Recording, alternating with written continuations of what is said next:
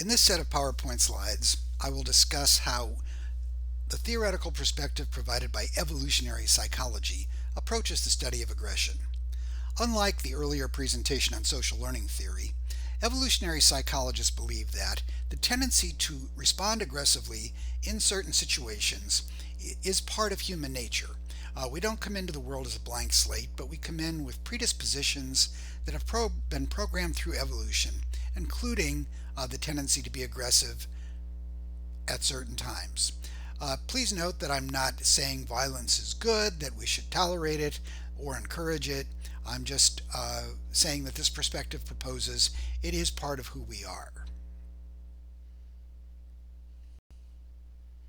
Before we talk about evolutionary psychology and human aggression, let me give you a little bit of background about the study of aggression from a biological perspective. The first people to really do this were biologists who called themselves ethologists, and Konrad Lorenz and Nico Tinbergen are two of the most famous of these researchers.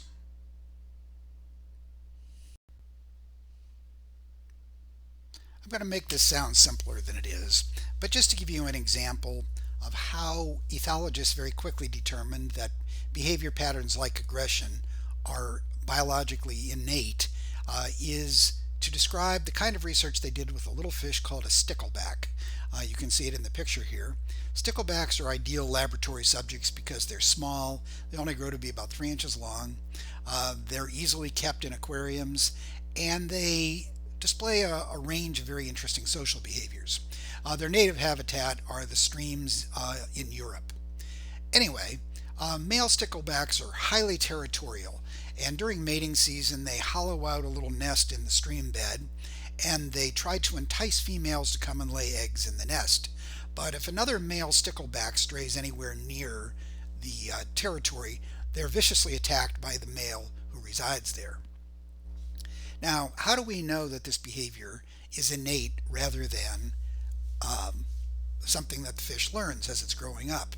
Well, if you hatch the fish in isolation and raise it completely on its own, so it's never had a chance to see another fish, when you expose it to another male stickleback, it'll immediately attack it as an adult, even without the benefits of any learning.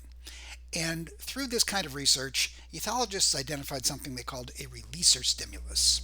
A releaser stimulus is a stimulus that triggers this pattern of behavior, which came to be known as a fixed action pattern. And in the case of the stickleback, it was an elongated body with red on the bottom. The males of the species have a red belly, the females don't. So if you were to put a perfect model of a stickleback in the tank with the male and have no red underneath it, it doesn't attack it. On the other hand, if you put in just this this elongated oval-like thing with a red stripe on the bottom, they will attack that even though it doesn't look anything like a fish. The pattern of the shape with red underneath is a releaser stimulus that triggers the behavior. A fish that's probably more familiar to some of you is the Siamese fighting fish. The males of this species are also very aggressive toward each other, and the two males you see in the pictures here are showing their full threat display. You can get the fish to show this by exposing it to another male, or even by holding a mirror up on the side of the aquarium so the fish can see a reflection of itself. This is an example of a fixed action pattern in response to a releaser stimulus. And again, we know this is innate because the fish will show it in perfect form as an adult, even though it's never been exposed to any other members of its species before. There would have been no adaptive value for any species of animal to just have mindless aggression, where animals are going around aggressing unpredictably against each other. And all kinds of things have evolved to minimize the influence of aggression on the animals themselves. We're going to talk about threat displays, submissive or appeasement displays, dominance hierarchies, and systems of territoriality. These are all things that have evolved to minimize damage from aggressive behavior. Let's start with threat displays. If an animal can intimidate its opponent and cause its opponent to run away without fighting at all, this would be the most adaptive thing of all, because the animal gets what it wants without going through any fighting. Even if animals win fights, fights are very costly. They may be injured, they burn a lot of calories, so it's better to not fight if you don't have to.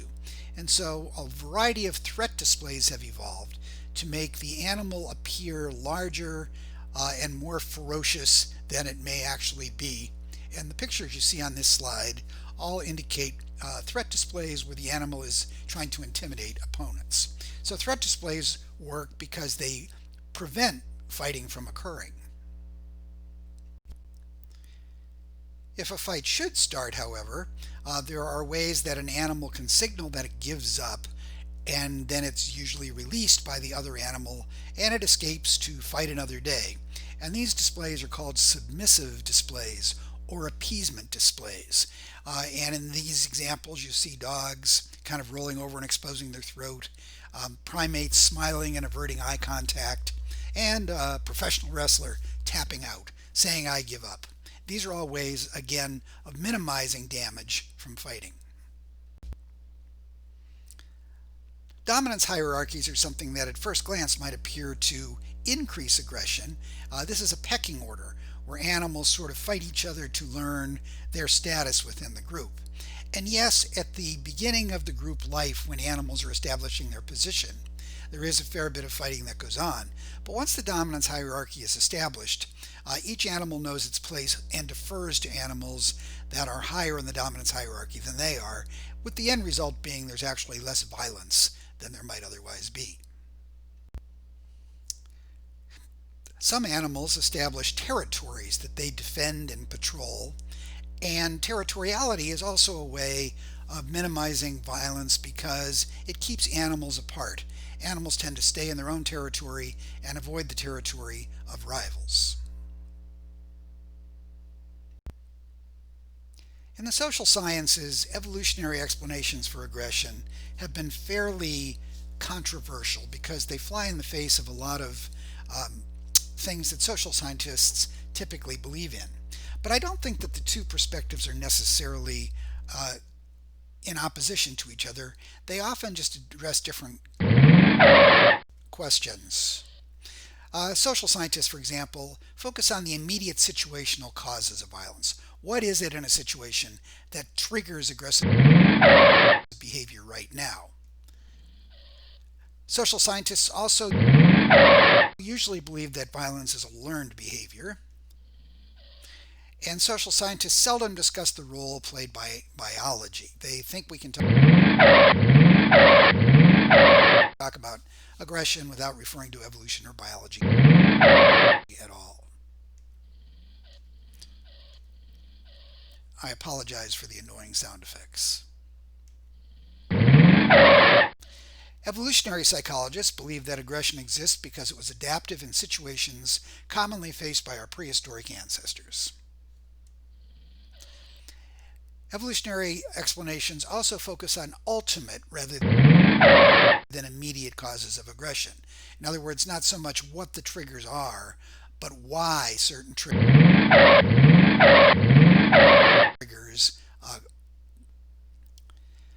And there is quite a bit of evidence that biology is intimately linked with aggression. For example, studies of twins show that there's a strong genetic link that accounts for about 50% of the variability between people in terms of how aggressive they are. Hormone levels, especially testosterone levels, are linked to aggressiveness in humans and animals. And laboratory and field studies reveal a positive correlation between testosterone and levels of restlessness, tenseness, and a tendency toward violence. Symmetrical males, meaning if you drew a line right down the center of a person's body, do the two sides match up, tend to be more aggressive than non-symmetrical males, possibly because they have different levels of exposure to hormones during prenatal development. In human males, testosterone levels rise and fall as they win or lose in competition. This is true for vigorous physical competition like wrestling, but it's also true for dominoes and chess and other things that are not physical at all. It also occurs among spectators when people are fans of football clubs or some other sort of team. When their team wins or loses, their testosterone levels go up and down accordingly. There's something called the challenge hypothesis that suggests that testosterone levels spike when a male perceives a challenge to his status or if he perceives that a competition with other males is impending. We may talk about the challenge hypothesis a little bit later. So there's lots of evidence that aggressive behavior and biology are linked with each other in some way. And one of the most consistent findings in the field of social psychology is the massive difference between the sexes in a tendency toward physical violent aggression. There's no comparison. Males are more physically violent than females, and this is true across cultures, and it's true throughout history. Now, this is not to say that females cannot be physically aggressive. It is also not to say that some males are not aggressive at all, but on average, males are much more likely to engage in physical violence than are women. When women behave aggressively, their usual method is something called relational aggression, where they ostracize each other from social groups, gossip about each other, and in general try to destroy the reputation of rivals rather than physically assaulting them. Let's take a look at some examples of sex differences in aggression. You don't need to remember any of the specific numbers that you're seeing in these slides. This is just a way of making the point that males are in fact more physically aggressive than females. First of all, organized fighting and killing by women does not exist, and there's no evidence that it ever has at any point in human history. We don't know of any case where hundreds or thousands of women got together and said, hey, let's go attack all of those women over there in another country. But, of course, men do that all the time. Males are much more likely to engage in aggressive fantasy. Psychologists who study fantasy and look at what it is that people fantasize about find that male fantasies much more have aggressive themes than females do. Males are more likely to think about the outcome of possible fights with other men that they know. So if you were to ask a guy whether he's thought about, well, not that you want to do this, but could you win a fight with your best friend or your father or brother or the guy that you work with? Men very commonly admit, yes, they have thought about this. Women, not so much. When you look at who kills whom, females are most likely to be killed by husbands or boyfriends. So females tend to be murdered by men that they are involved with, or ex-husbands and ex-boyfriends. Males are most likely to be killed by other men. Male-to-male aggression is the most common form of violence everywhere. Men commit 85% of all homicides, and they are also the most frequent victims. Male homicides account for 91% of all same-sex homicides cross-culturally, but if you only look at cases where the killer and the victim are not related to each other, 97% of homicides are committed by males. And almost all murders committed in families are committed by men, and the exceptions make the national news. So when it's a woman who's killing family members, everybody across the country. Now, as with animals, there would be no advantage for men to just mindlessly run around aggressing against other people in an unpredictable way, because if there was a guy like that in a group, as soon as he finally went to sleep, he would be taken care of. So there is a method to the madness. Male violence only occurs in situations that pose a threat to the reproductive fitness of the male. And so sexual competition is a real driver of male violence. The stakes are very high because men compete with each other for status, and only the high status males attract mates. And this grim struggle for status and mates underlies everything that's going on. Now, through much of our history, men's social status within a group were often dependent upon how believable his threats of physical violence were. And so, this need to achieve dominance over men became a highly satisfying, rewarding state of affairs. Violence against the right people at the right time was a ticket to social success for men. So, a man becomes preoccupied with reputation and saving face. It's very difficult for a man to back down to another man, especially in a public setting.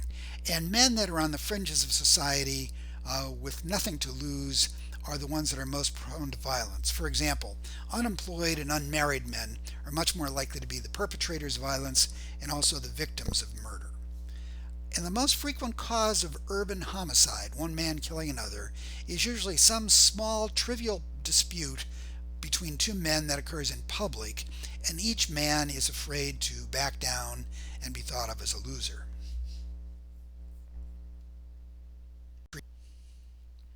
And this tendency toward violence in competitive situations is especially something that young men are prone to. In ancestral environments, in the environments we involved in, competitive success early in life determined your social standing in the group for the rest of your life. And so high risk competition between young men provided an opportunity for them to show off their ability to acquire resources to meet challenges to their status.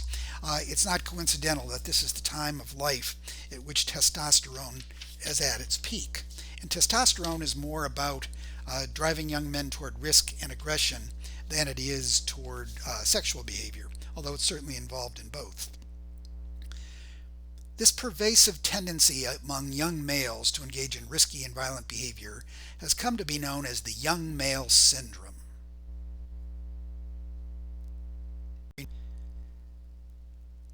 This graph nicely illustrates what the young male syndrome is all about. The graph represents the homicide victimization rates by the age and sex of people who were murdered in the United States during the year 1975. This just happened to be a year I had a graph for. If you graph the data from any year, it would look pretty much the same as this. You'll notice on the horizontal axis that before the age of 10, little boys and little girls are relatively unlikely to be murdered. Right there, shortly after birth, you can see there's a little uptick. But if the child survives those first couple of weeks and months, they're likely to not be murdered. But look what happens as the children reach puberty. The likelihood of a male being killed skyrockets and stays very high until the male is approaching the age of 40, and it continues to decline from then on.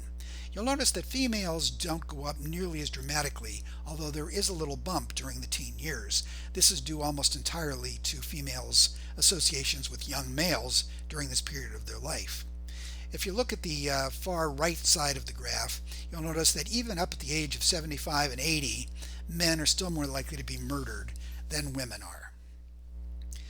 You would see similar sized graphs or similar shaped graphs if we were talking about death by risky behaviors of almost any sort, not just murder.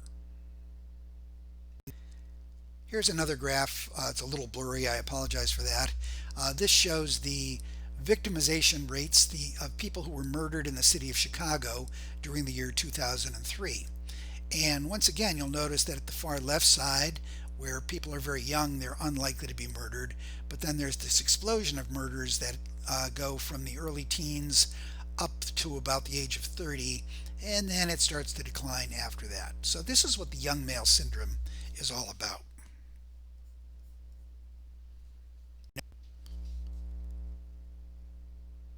So to repeat the things that would have pushed evolution toward making young men riskier and more violent, I've already said these things, so I won't repeat them here. It's a young man thing, this violent behavior. And some people have speculated that sports are kind of a modern substitute for earlier violence. In other words, we give men an arena where it's accepted that they will engage in what would ordinarily be considered violent behavior as a chance to show off their genetic fitness.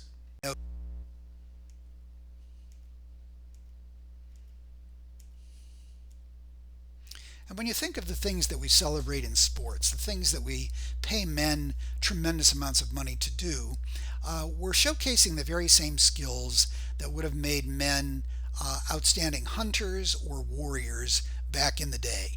So, fighting ability, tackling, clubbing, throwing things with speed and accuracy, running fast.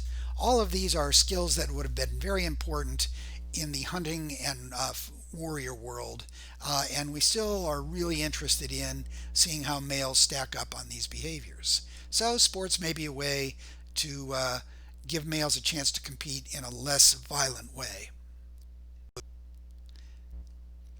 Another way of illustrating the difference between males and females and the tendency toward violent behavior, or risky behavior at least, is to look at who wins the Darwin Awards. For those of you that may not be familiar with this, this is a tongue-in-cheek award that's given every year posthumously to a person who has been killed in the previous year by doing something incredibly foolish and stupid. And they give as many Darwin Awards per year as they feel they need to. And not surprisingly, the Darwin Award winners are dominated by males. Just to pick a period of time as an example, for the 5-year period between 2010 and 2014, 38 men were awarded Darwin Awards and only 5 women. And of those 5 women, 2 of them made the list because they got talked into having sex with men under less than rational circumstances. So on the slides that follow, you will see pictures just for fun illustrating the tendency of men to be much more reckless than women. Some of these slides have links on them that you can click on to see videos of men engaged in foolish young male syndrome kind of activities. You can also find links to these videos on the page, the web page for this part of the course. I'm not going to say very much on the slides that follow. The pictures speak for themselves, and also remember to take a look at the videos that you can link to.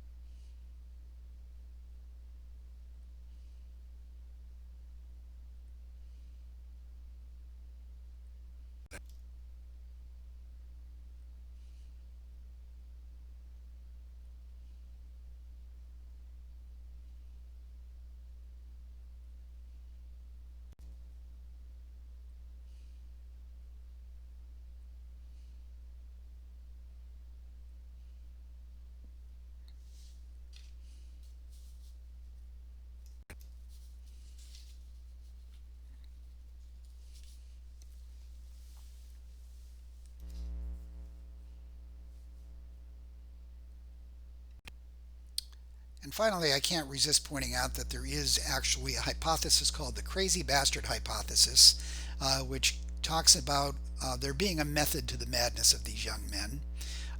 Think about a male who shows no regard for his own personal well-being, who's likely to do almost any kind of reckless thing if it's called for. If you're going into battle with this person, Would you rather have this person as a friend or as an enemy?